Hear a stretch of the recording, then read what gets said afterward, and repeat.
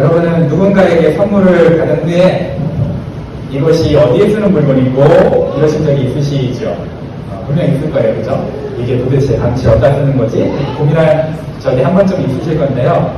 저도 이민 초기에 저를 아껴주시는 한 전사님이 정말 고급스러운 박스 안에 들어있는 훈제 연어를 되게 비싼 거예요. 훈제 연어를 크리스마스 선물로 주신 적이 있어요.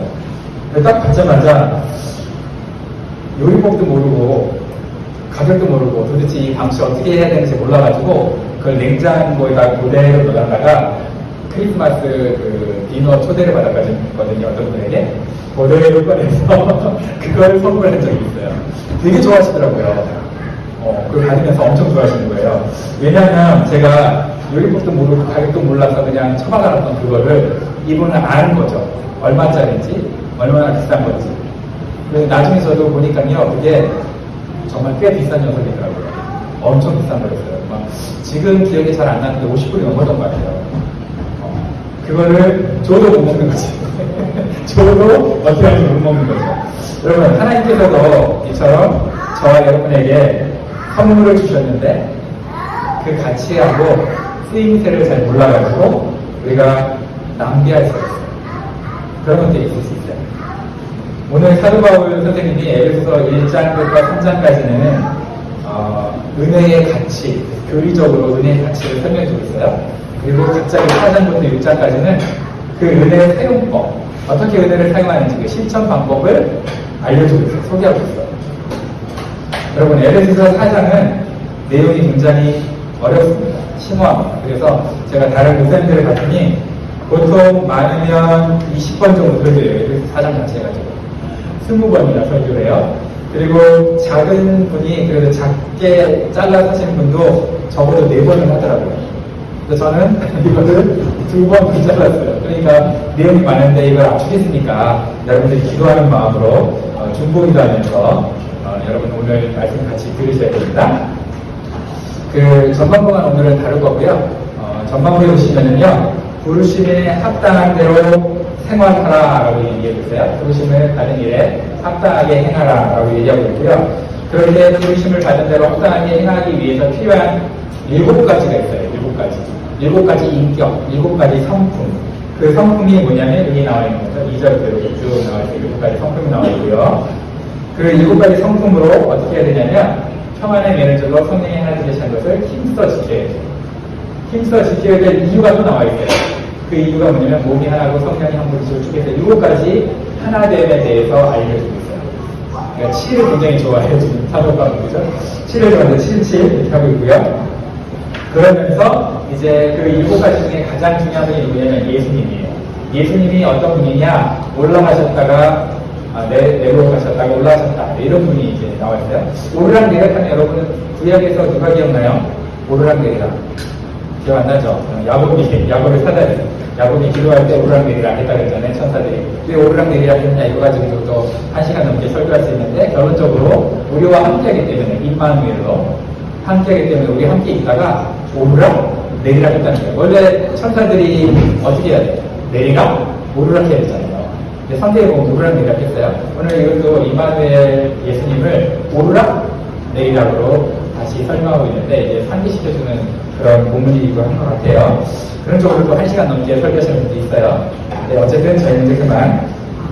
자, 그래서 그 하늘에 오셨던 분이 우리에게 선물을 주셨다. 힘써 지킬 수 있는 선물을 줬는데, 그게 뭐냐? 힘써 지키도록 5가지 인사를 줬다는 거예요. 이게 사도, 선지자, 복음 전하는 자, 목사, 교사.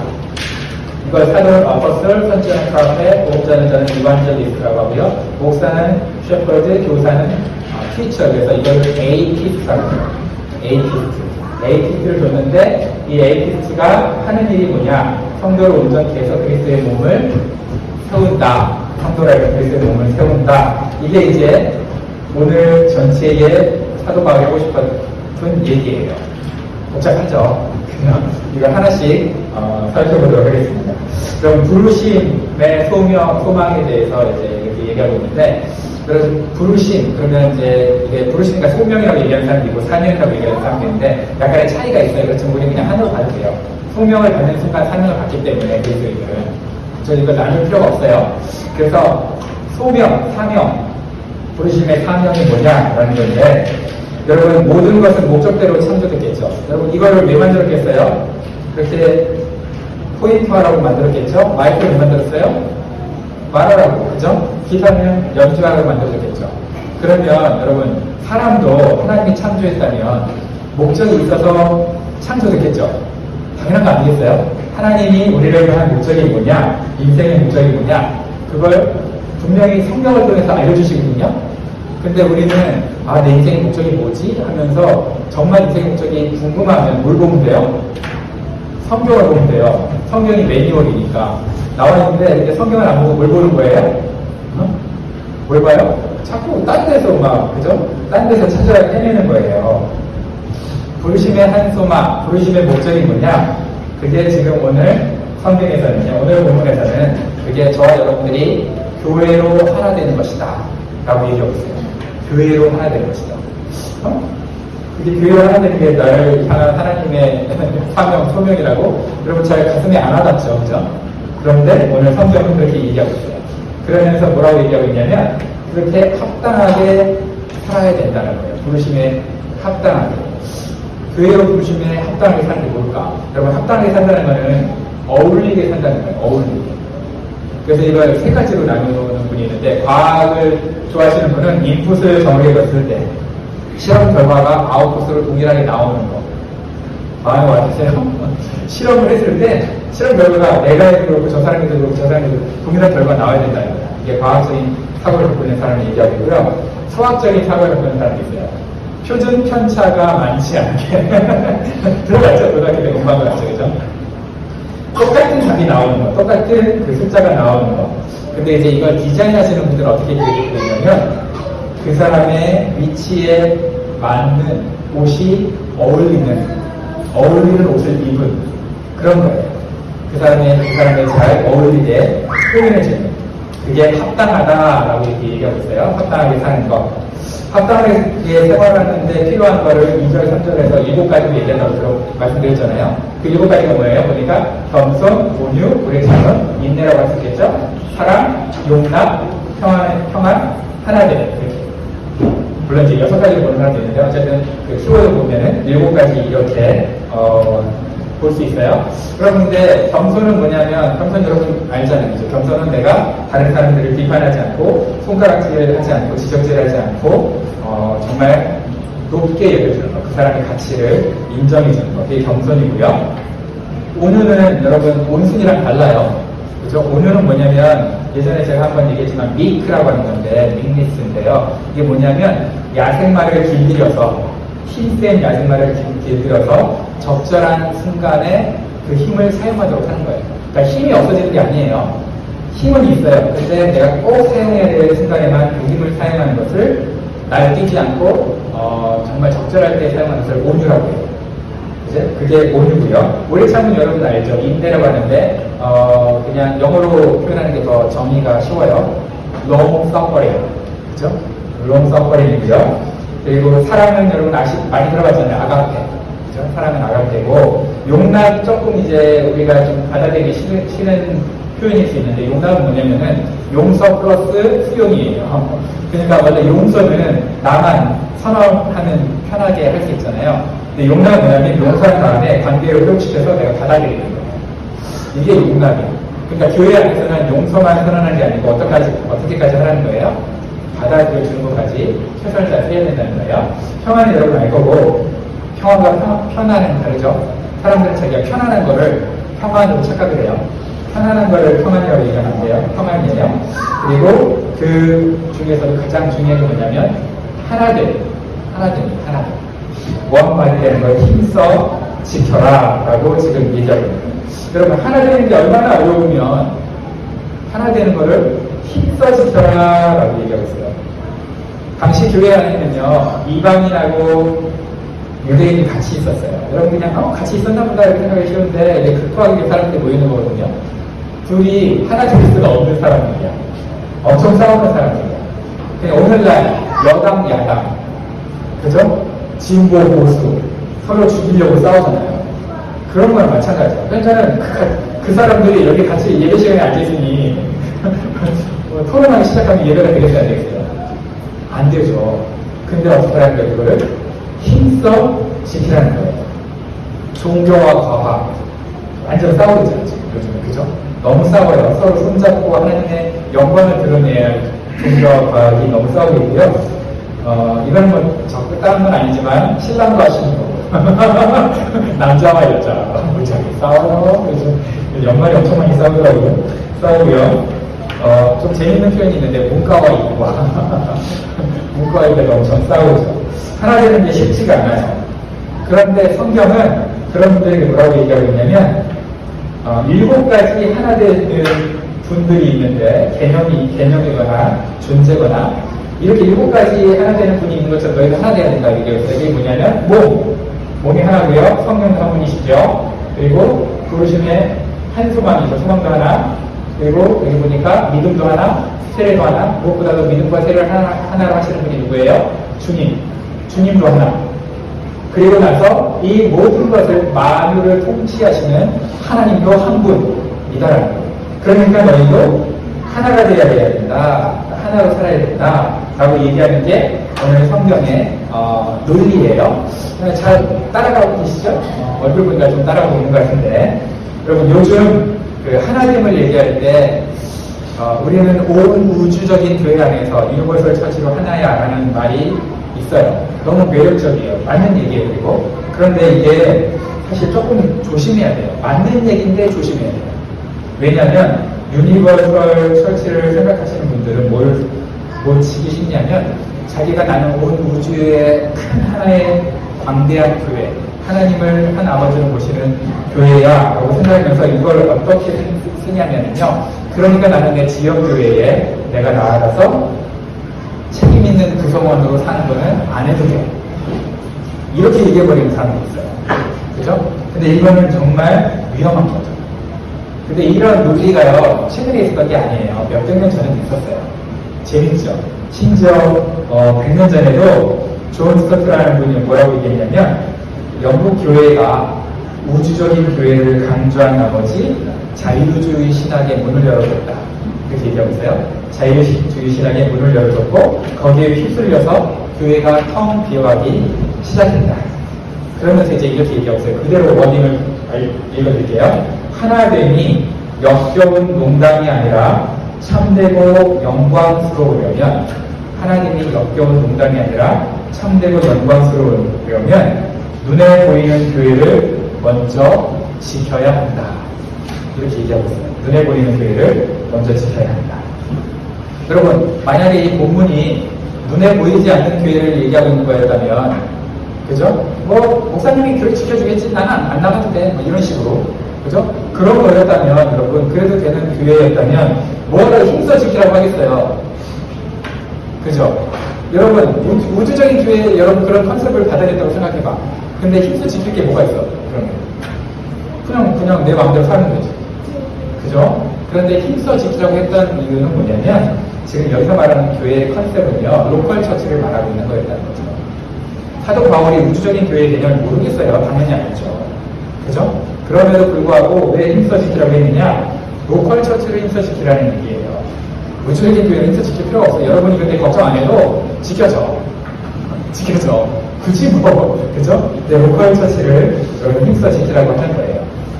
그래서 영국 교회를 집어삼켰던 그 우주적 교회의 개념이 미국 교회로 와가지고 성도들의 핑계가 됐고요. 이제는 한국 교회를 다 감염시키고 있어요. 한국 교회 지금 감염시키고 있어요. 똑같이 이제 영국 교회처럼 되겠죠. 못 막아요, 여러분 이걸. 막을 수는 없어. 근데 나는 힘써 지키겠다 이거예요. 이거 누가 막겠어요? 그래서 리처드 헬버슨이라는 사람이 이렇게 얘기했어요. 교회 닫던 교회가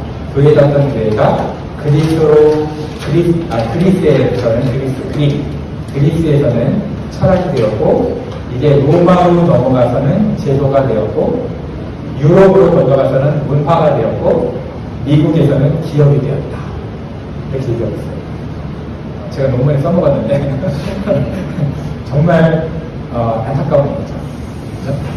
정말 안타까운 얘기예요. 그리고 이게 여기다가 하나 더 넣는 게 있는데 쓸까 말까 한국으로 넘어가서는 개독교가 되었다. 한국으로 넘어가서는 개독교가 되었다. 이렇게 안타까워하는 사람들이 있어요. 그러면 하나님을 지키면서 복음에 합당하게 살 수 있도록 살아가는 게 어렵다는 것을 사도 바울이 알았어요. 그런데 그 어려운 걸 지키는 기둥 같은 사람들이 있는 거예요. 그래서 그 기둥 같은 사람들을 선물로 준다고 하고 있어요. 여러분 오늘 선물로 보면요, 그리스도께서 선물의 분량대로 은혜를 주셨다 그럴 때 이 선물 전에 선물을 뭐라고 생각하느냐? 크게는 세 가지로 생각해요. 다른 은혜들이 많은데 크게는 이 선물을 율법이라고 생각하는 사람이 있어요. 너무 예쁘지, 그치?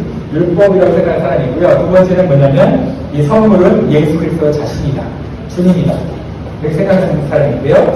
그런데 본문에 맞춰서 우리가 11절을 근거로 하면 5가지 에이피스트를 선물로 교회에 주셨다. 이 사람들이 하는 일이 뭐예요? 이 성도들이 견고하게 설 수 있도록 도와주는 역할을 한다는 거죠. 이게 선물이라는 거예요. 이 선물을 줬다고 얘기하고 있어요. 여러분 이 선물은 분리하는 지위가 아니라 은사라고 얘기하고 있어요. 여러분 이 선물이 지위, 자기가 나누면 목 뻣뻣하게 만드는, 목에 기부스를 휘게 하는 그런 직분으로 생각하면 곤란하고요. 이거는 말 그대로 은사예요. 선물이라고 주신 거예요. 그래서 이 선물이 지금도 이 에이피스가 지금도 존재하지 않느냐 가지고 굉장히 많이 싸워요. 왜 싸울까요? 신사도 운동이라고 굉장히 희한한 운동이 있는데 걔네들은 이걸 직분으로 생각해가지고 분림하거든요. 성도들이 분림하거든요.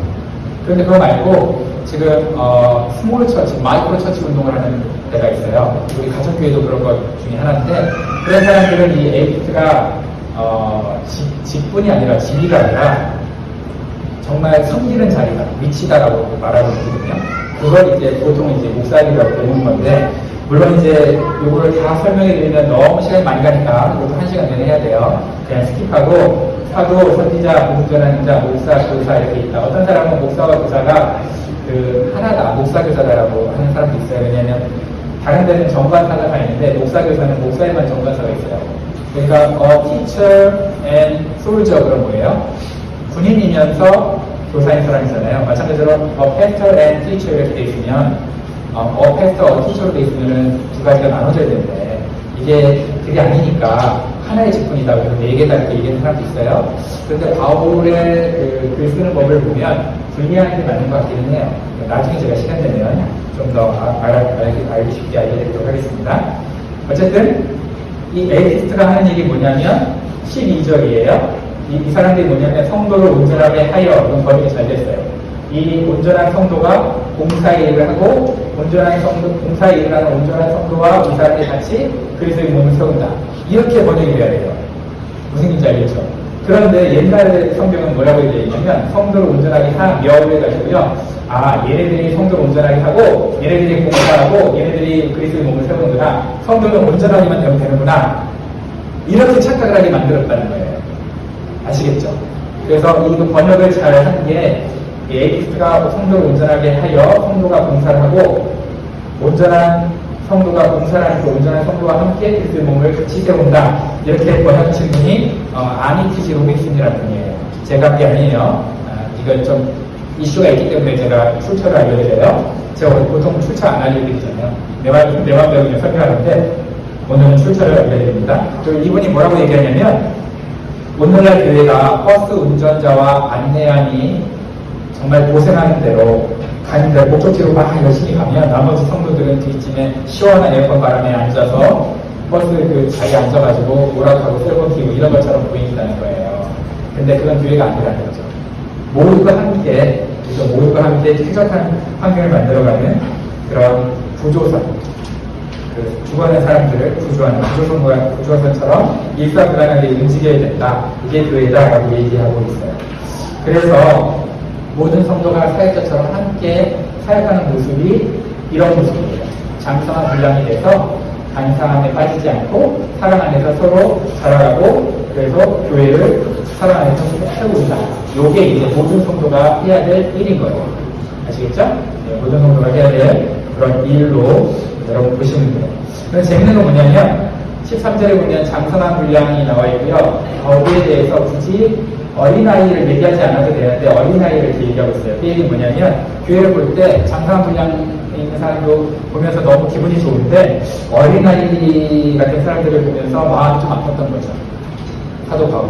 그죠? 마음이 아팠는데 어린아이의 특징이 뭐냐면요. 여기 보니까 간사한 교훈의 풍조, 온갖 교훈의 풍조에 밀리고 요동한다. 그러니까 어린아이를 혼내는 게 아니라 지금 어린아이를 안타깝게 생각하고 있어요. 왜냐하면 세상은 어차피 간사한 유혹과 온갖 교훈의 풍조가 많을 거니까. 거기에 쉽게 귀가 얇아서 빠진 사람들이 누구라는 거예요? 어린아이라는 거예요. 흔들리고 유동하는 사람이 어린아이라는 거예요. 그래서 너희 흔들리고 유동하지 않고 싶지? 그럼 어떻게 되라는 거예요? 그러면 장성한 분량에 이를 수밖에 없다. 답은 이거다라는 거예요. 여러분 미들이 자꾸 흔들리는 거 같죠, 여러분? 그러면 가장 좋은 게 뭐예요? 안 흔들리게 큰 힘이잖아요. 그죠? 장성한 분량. 그럼 장성한 분량에 이르는 방법이 뭐냐? 그게 바로 여기 보니까 어린아이가 크려면 봉사라는, 봉사 다른 말로 우리 가정에서 뭐라 그래요? 섬김. 그죠?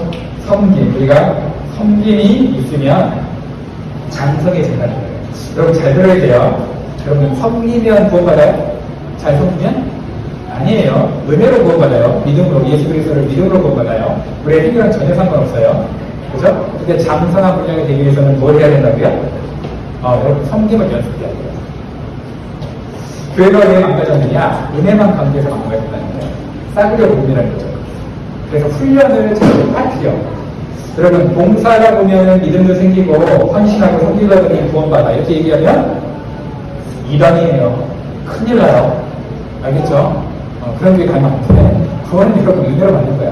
그런데 여러분 정말 은혜로 받은 구원을 내가 믿음을 더 정말 성숙시키고 싶다면, 큰 믿음이 되고 싶다면, 건강한 믿음이 되고 싶다면 어떻게 돼요? 봉사해야 돼요. 섬기고 헌신해야 돼요. 그래야 복음을 더 깊이 내가 경험할 수 있어요. 안 그러면 머릿속에만 복음이 남아있는 거죠. 그래서 여러분 봉사와 헌신 때문에 봉사와 헌신이라는 굴레로 복음을 여러분 가려도 문제지만 봉사와 헌신을 생각해서 성도들을 어린아이로 만드는 것도 문제예요. 둘 다 문제예요.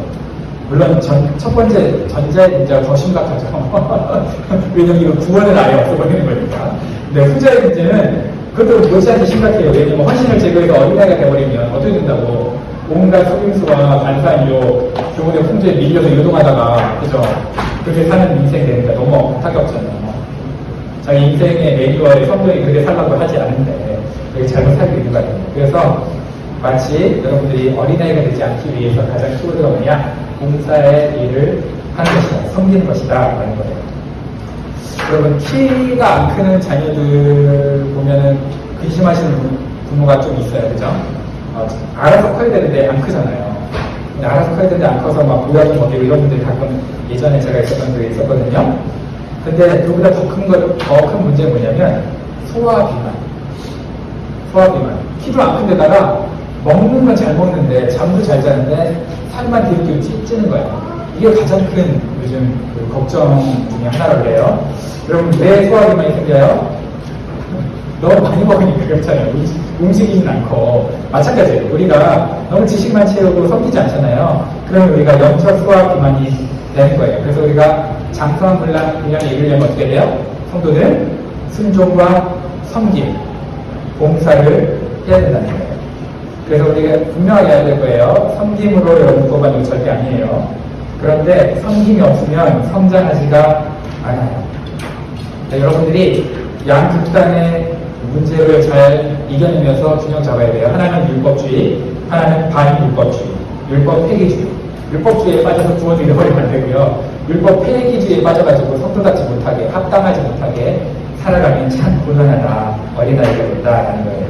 그래서 복음의 순수성도 우리가 지켜야 되지만 성도들을 무장 해제시켜서 어린아이가 되게 만들어버리면 좋아하는 건 누구겠어요? 하나님이 아니고 악한 무리겠죠. 온갖 교훈에 간사한 사람들이겠죠. 그죠? 교훈의 풍조에 밀려서 그 사람들이 이용이 거죠. 그러니까 이단이 이겨내는 거예요. 우리가 어떻게 만들어 놓으니까? 사람들을 어린아이로 만들어 놓으니까 이단을 어린아이 같은 사람들 멱살 잡고 끌고 가서 율법주의를 하니까 내가 지금까지 잘못 살았네. 율법을 지켜야 구원받는구나. 이런 거 심천치 가는 거예요. 그죠? 그래서 교회는 균형이 굉장히 필요해요. 은혜와 훈련의 균형이 필요하죠. 그래서 지금 1장부터 3장까지 우리 사도 바울이 뭐를 했어요? 은혜만 자꾸 얘기했어요. 교리만 얘기했죠. 그런데 4장부터 느닷없이 뭐래요? 그따위로 살지 마라. 이러면서 복음에 합당하게 생활하라. 갑자기 율법 얘기가 있어. 느닷없이. 그 전에 은혜를 얘기하더니 행동을 얘기하고 있어요. 왜 그랬느냐? 이제 은혜를 충만하게 깨달은 사람은 연습해봐라. 훈련해라. 라는 뜻이에요. 내가 좀 훈련해봐, 너의 자신을. 여러분, 훈련한다고 여러분, 열매가 맺힐까요? 나무가 여러분, 열매 맺으려고 훈련하는 거 봤어요? 그냥 붙어있으면, 그죠? 같이 붙어있으면 열매 맺어요. 무슨 얘기냐면, 우리가 훈련하는 건 열매 맺으려고 훈련하는 건 아니에요. 근데, 왜 훈련하느냐? 가지가 나무에 붙어있으려는 그 노력. 그게 훈련이에요, 그게 훈련이에요. 그죠? 그러니까 내가 붙어있기 때문에 열매 맺는 거예요. 누구 때문에? 예수님 때문에. 그런데 내가 훈련해서 열매 맺는 게 아니라고. 그렇지만 그렇다고 훈련을 해야 돼 말아야 돼? 해야죠. 그죠? 붙어있으려는 노력이 훈련이다 생각합니다. 그래서 오늘 성경에서 온전한 사람이 된다라고 얘기하는 표현이 뭐냐면 무장한다는 거예요. 내가 무장. 내가 하나님의 사람은 무장된다. 그래서 영어로는 equip이라는 표현을 썼어요. equip을 썼는데 이거는 discipline, 훈련이랑 똑같은 의미예요. 자, 훈련한다. 나를 훈련해서 포도나무에 붙어서 하나님의 놀라운 은혜를 어떻게 하자는 거예요? 내가 받아먹는다.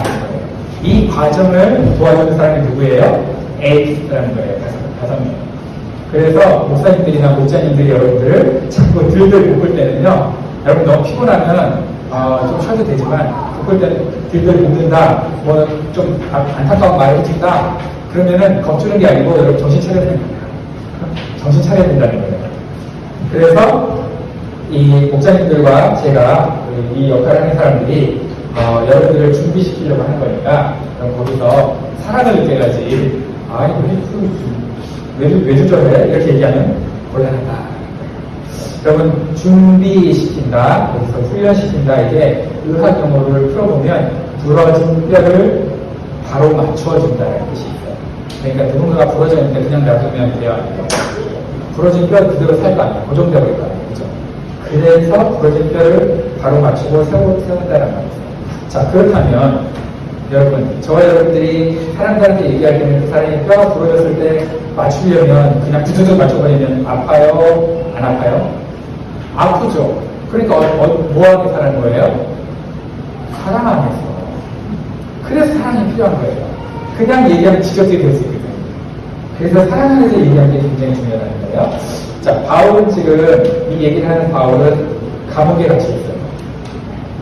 감옥에 갇혀서 이 성도들을 보고 있어요. 정지하고 싶어서 막 안 잘라서 막 이 말을 흘리는 걸까요? 아니죠. 그죠? 아니죠. 너무 사랑하는 성도들 잘 컸으면 좋겠다는 그런 마음이 있거든요. 그런 자신이 주 안에서 지금 갇혔다고 소개하고 있어요. 나는 주 안에 갇혀있다. 여러분 지금 감옥에 갇혀있어요? 주 안에 갇혀있어요? 원래는? 감옥에 갇혀있잖아. 근데 뭐라고 얘기하고 있어요? 주 안에 갇혀있다. 이중적인 의미가 다 있죠. 그죠? 주 안에 갇혔다, 감옥에 갇혔다. 이중적인 의미가 있지만 주 안에 갇혔다는 거예요. 그 말은 뭐야? 나는 지금 주님의 사랑의 팔과 품 안에 갇혔다는 거예요. 나는 주님의 사랑의 팔과 품 안에 갇혔다. 여러분 세상을 살아갈 때 여러분 어디에 갇혀있다. 동서남북 다 갇혔고 위로바도 갇혀있고 아래바도 갇혀있고 나는 완전히 갇혀있다라고 답답할 때 있죠. 그런데 여러분 어디에 갇혔다고 얘기하라는 거예요?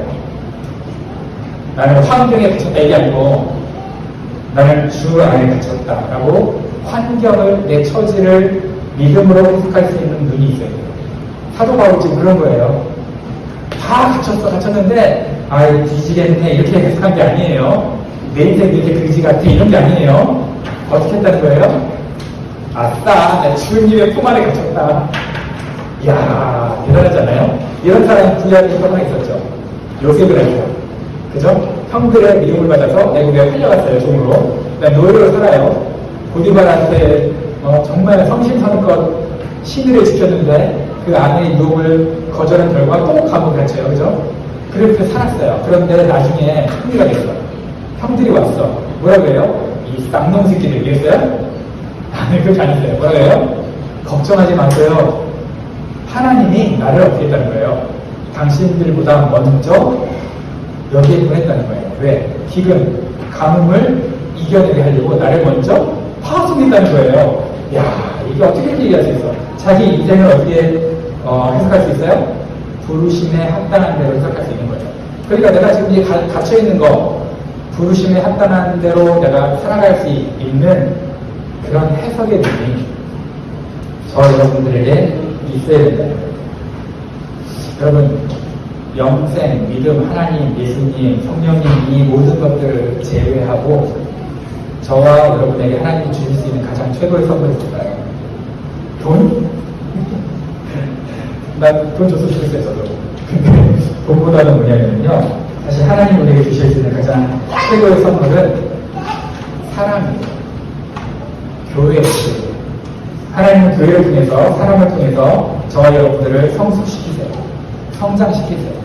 그래서 가장 귀한 선물, 복음의 통로, 복의 통로는 누구냐? 사람이에요. 여러분 옆에 있는 그 사람, 그래, 그 인간이에요. 그 인간이에요. 교회는 여러분 일시적으로 그냥 지식적인 체험이나 받고 좀 기도감 나누고 그러다가 언제든지 내가 좀 외로우면 좀 들리고 그러다가 학원 끊듯이 내가 좀 몇 달 좀 끊을게요. 이렇게 끊을 수 있는 것이 교회가 아니에요. 그건 학원이지. 그죠? 교회는 어떤 것이냐? 여러분이 공동체로서 서로 이큐핑해주고 서로 세워주는 곳이에요. 마음을 나누고 같이 울고 같이 웃고 같이 먹는 것이 교회지. 나 교회 들었어요. 그런 것이 아니죠. 그래서 우리는 가정교회라는 거고 우리는 목장을 하는 거예요. 목장이 굉장히 중요해요. 그래서 목장 이번 주부터 이제 잘 하시고요. 방학 끝내고 잘 하시고 이 목장에서 가장 중요한 게 뭐냐? 평안에 매는 줄이에요. 평안에 매는 줄. 여러분이 평안이라는 줄로 묶여 있어요. 줄은 힘줄이라고 하기도 하고 혈관, 신경조직, 근육, 뼈 이렇게 해석하시는 분이 있는데 어쨌든 그냥 우리가 줄을 알잖아요. 끝. 평안에 매는 줄. 이게 평안에 매는 줄 우리가 하나예요. 교회를 연결되어 있으니까 여러분들 어떻게 하라는 게 목장 안에서 사랑 안에서 서로 격려하라는 거예요. 그죠? 고집 부리지 말고 싸우지 말고 물론 그렇다고 좋은 게 좋아 이러면서 좋은 게 좋아 이런 목장들은 이상한 목장이 있어요. 모여가지고 술 먹는 술파티 우리 말고 한국은요 모여가지고 술 먹는 목장이 있다네. 아주 참 재밌어요. 그죠? 그런데 우리가 거짓 평안을 장려하는 게 아니라 진짜 그리스도 안에서 평안, 서로 마음의 상처까지 나눌 수 있는, 고민까지 나눌 수 있는, 부부싸움을 하는 그 내용도 솔직하게 나눌 수 있는 그런 목장이 되라는 거죠. 그러라고 평안에 내는 줄로 성령이 하나 되게 하셨다는 거예요. 그런데 그렇게 안 하는 교회를 방학한 사람들은 항상 어떤 사람이에요? 자기가 어린아이인지 모르는 거예요. 자기 어린아이인데 어린아이인지 모르니까 자꾸 어린아이의 특징이 나쁜 특징이 뭐예요? 핑계 대잖아요, 자꾸. 그래서 너 이러면 안 되면 아니 그게 아니고 이러는데 아니 그게 아니고 제가 먼저 때렸어. 이런 핑계 대잖아요, 그죠? 어린아이의 특징이 그거예요. 장성한 사람은 회개예요. 어린아이의 특징은 분노예요. 말하면 화를 내요. 마찬가지예요. 그래서 어린아이는 자기가 내가 마음을 안 먹어서 그러지 내가 맘만 먹으면 공부해가지고 까짓거 서울대 가 그러잖아요. 근데 실력이 없죠. 그리고 그 마음 완전 먹을 건데요. 50대에 먹어? 그렇잖아요. 그런데 마음 먹어도 안 돼요. 그게 어린아이. 마음 먹은 대로 안 돼요. 그러니까 하나님 앞에 항복하고 어떻게 하는 거예요? 공동체에서 서로 도움을 받고 하나님 앞에 성장하는 게 중요하죠. 그걸 뭐라고 했냐면 성경은 오늘 온전한 분량이라고 온전하다라고 얘기했어요.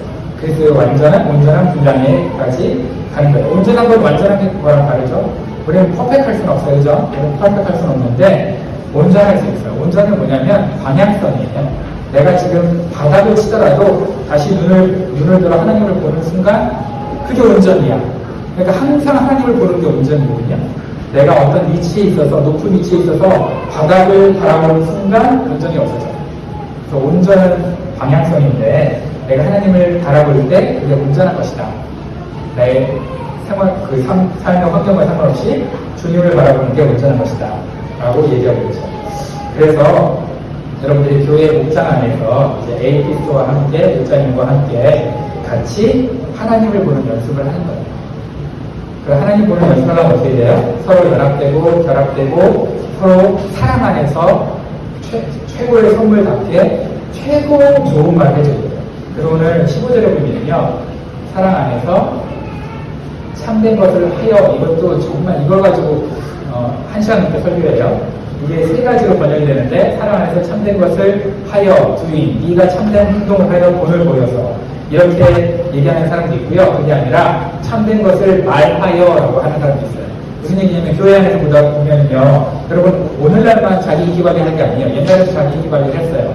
이 사람이 좀 성경적으로 살지 않아. 근데 내가 직원을 하면 상처받을 것 같아서 아예 뭘 괜찮아 라고 얘기하고 싶은 열정이 여러분 안에 있죠. 그죠? 그런 열망이 있거든요. 그런데 그러지 말라는 거예요. 상대의 기분이나 맞춰주면 안 되고, 강하게 하면 안 되고, 단 사랑 안에서 있어요. 사랑 안에서 참된 것을 말해줘야 된다. 참된 평가를 해야 된다. 야, 내가 그러면 좀 비성경적인 것 같아. 그건 아닌 것 같은데. 라고 진실을 어디 안에서? 사랑 안에서. 그렇죠? 사랑 안에서 해줄 수 있는 그런 모습을 지금 15절이 얘기하고 있다라고 해석하는 분들이 있어요. 근데 우리는 이제 사랑 안에서 얘기 안 하니까 뭘 하죠? 복수를 지적지적 그러는데 그러면 안 된다는 거예요. 그런데 이런 사람이 있어요. 야, 사랑 안에서 하다 그러면 너만 강조하는 거잖아. 이게 너 행동만. 사랑 안에서 상대방이 하는 말들. 본을 보여. 이쪽만 강조하는 게 이건 좀 부족한 거 아니야. 근데 사랑 안에서 말해 있어. 그럼 너는 뭘 안 해. 말만 해. 주둥아리만. 그죠? 그래서 또 이것도 오해가 있을 것 같으니까 이렇게 번역한 데 맞다라고 하는 게 이제 제3의 번역인데요. 사랑 안에서 참된 것을 서로 고백하여. 이렇게 번역하더라고요. 사랑 안에서 참된 것을 서로 고백하여. 그게 무슨 얘기냐면 나도 하고 상대방이고 상대방한테도 말해야 된다.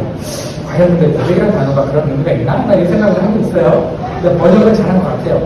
사랑 안에서 서로 참된 것을 고백한다. 나도 그렇게 살아가고 고백대로 살아가고 상대방도 그렇게 말해준다. 라는 그렇게 번역한다는 더 좋은 번역이 있어요. 어쨌든 세 가지로 번역이 되는데 의미는 마지막 세 번째가 제일 좋은 것 같아요. 나도 그렇게 살고 상대방도 진리 안에 살도록 조언해주는 것. 근데 어디 안에서? 사랑 안에서. 무조건 사랑 안에서. 그래서 여러분 오늘 저와 여러분들 기억해야 될 건 뭐냐? 하나님이 주시는 가장 큰 선물은 뭐다? 사랑이다. 우리 교회다, 목장이다, 교회 공동체다. 거기서 통해서 우리가 어떻게 된다? 서로 성장한다. 어린아이됨을 벗어난다. 성장한다.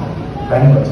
그래서 여러분들이 그렇게 하나님을 힘써주셔서 성장할 수 있도록 저희 여러분들이 오늘부터 2024년 새롭게 목장을 통해서 교회를 통해서 그리고 성도의 교제를 통해서 이렇게 전진했으면 좋겠고요. 그렇지 못하신 분들에게는 어떻게 해요? 사랑 안에서 조언해 주시고, 사랑 안에서 충고해 주시고, 사랑 안에서 권면해 주시고, 사랑 안에서 말해야 됩니다. 사랑이 빠진 것은 정죄와 지적질과 손가락질밖에 되지 않아요. 여러분 무엇보다도 사랑 안에서.